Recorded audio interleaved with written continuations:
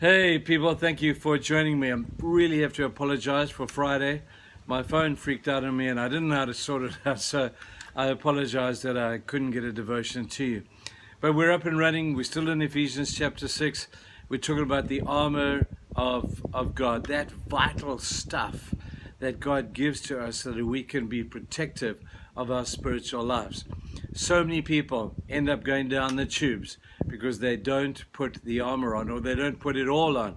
It's emphatic about that. This is good soldiering. Anybody who's ever joined the army will understand fully the principles of Ephesians chapter 6. Now, we're talking about the Hall of Fame, God's Wall of Fame. Those are the people who have evidenced incredible faith over the course of their lives. The Bible is full of them. And the first portion of Hebrews chapter 11, which is clearly our focus on faith, speaks about the wonders of what faith did for certain people. It killed giants, it raised the dead, it did incredible stuff. But there's a portion there that I mentioned before that really kind of disturbs me a little bit. Let me read it to you.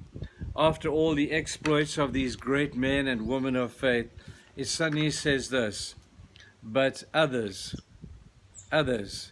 were tortured and refused to be released.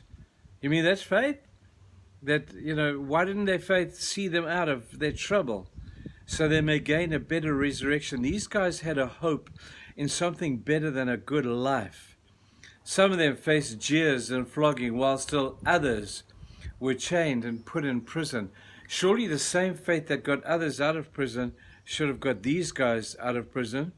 They were stoned. Men, listen to this. They were sawed in two. They were put to death by the sword. They went about in sheepskins, goatskins, destitute, persecuted, and mistreated. The world was not worthy of them. They wandered in deserts and mountains and in caves and holes in the ground. These were all commended for their faith, yet none of them received what had been promised. God had planned something better for us, so that only together with us would they be made perfect. Now, people, listen. Everybody thinks that faith is the answer to a good life. If I have faith enough, then I'll be healed. If I have faith enough, then I'll have a good financial footing and God will bless my finances. Might be true, but it may not be true for you. You may fall into the category of the others. And I want to tell you something right now. Although on earth this may look like a tough thing, in eternity, your fame picture on God's wall of fame is brighter than all of the others, because you received not what you had thought you were going to get, but you still hung in there. You still lived a life of faith, even though you weren't healed when you wanted to be healed.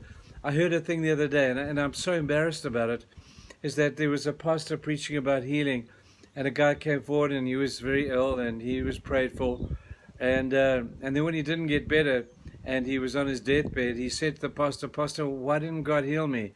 And the pastor arrogantly said, "Because your faith was not big enough." People don't listen to that stuff. That's not true at all. This man clearly had great faith, but he fell into the category of the others. I rejoice in that, but we don't have to have all the answers to our prayers in order for our faith to be legitimate. That we can put it on and say, "God, I don't care." Even like Job, where Job said, "Even though he slay me, yet will I trust him, yet will I love him." God, do what you like with me. Let your will be done. I'm happy just knowing you. I don't have to have all my prayers answered. I don't have to have perfect healing and perfect finance and a perfect family and a perfect job and a perfect life, because I'm trusting you. And if I fall into the category of others, so be it. Oh my word, that is faith of the highest order. Now, faith does those other things. God doesn't do anything other than through human beings, and through human beings, albeit who show faith in him, that he's able to do those things. But remember, there may come times, and I would suggest there will come times in your life where you're going to stand back and say, "Hey man, what happened to me? Why did I not get all the stuff that God promised me?" Well, in that case, just smile and say, "It's okay. I will continue to love God even though he slay me. I will stay with him and trust him to the very end.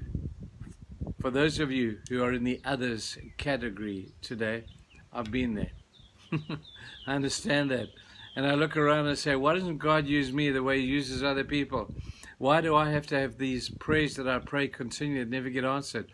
I'm satisfied now that being an other is a great privilege and a great applaudable thing in the eyes of God, as long as we stay the course. I hope you stay the course, people. See you tomorrow. Bye-bye.